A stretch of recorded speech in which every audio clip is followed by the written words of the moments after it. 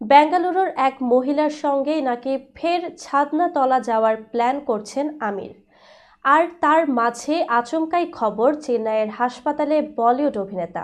বিস্তারিত শাহিদা আহমদ জান্নাতীর ডেস্ক রিপোর্টে। বলিউডের মিস্টার পারফেকশনিস্ট আমির খান আবারও শিরোনামে। দুটি বিয়ে ও ডিভোর্সের পর 59 বছর বয়সী এই অভিনেতার জীবনে আবারও নতুন বসন্ত এসেছে বলে শোনা যাচ্ছে। ইতিমধ্যে তার তৃতীয় বিয়ের গুঞ্জনও শোনা যাচ্ছে। তবে এই সময়ে চেন্নাইয়ের একটি হাসপাতালে ছুটতে হয়েছে তাকে, যার কারণে প্রশ্ন উঠেছে হঠাৎ কি হলো আমির খানের, কেন তাকে হাসপাতালে যেতে হলো। সূত্রের খবর অনুযায়ী আমির খান চেন্নাই গিয়েছিলেন তার মা জিন্নাত খানের অসুস্থতার কারণে। আমিরের মায়ের শারীরিক অবস্থার অবনতি হওয়ায় তাকে হাসপাতালে নিয়ে যেতে হয়েছে।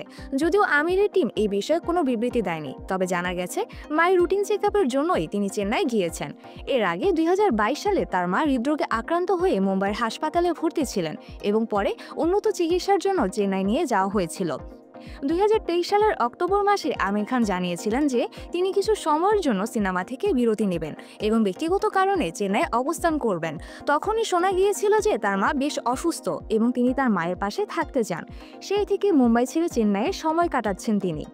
অন্যদিকে আমির খানের ব্যক্তিগত জীবনে আবার নতুন প্রেমের গুঞ্জন শোনা যাচ্ছে। এক প্রতিবেদনে বলা হচ্ছে তিনি বেঙ্গালুরুর এক লাশময় নারী গৌরীর প্রেমে মজেছেন। এই সম্পর্ক এতটাই সিরিয়াস যে আমি নাকি সম্প্রতি তার নতুন প্রেমিকাকে তার পরিবারের সঙ্গেও পরিচয় করে দিয়েছেন।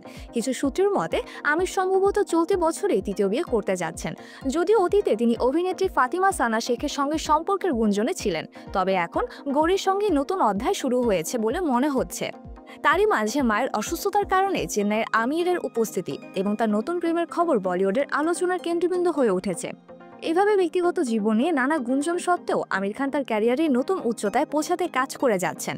তার নতুন ছবি সিতারা জমিন পর এর শুটিং নিয়ে ব্যস্ত তিনি, আর সদ্য ছিল জুনে ঈদে লাভ ইয়া পাও ছবির প্রচারও করেছেন।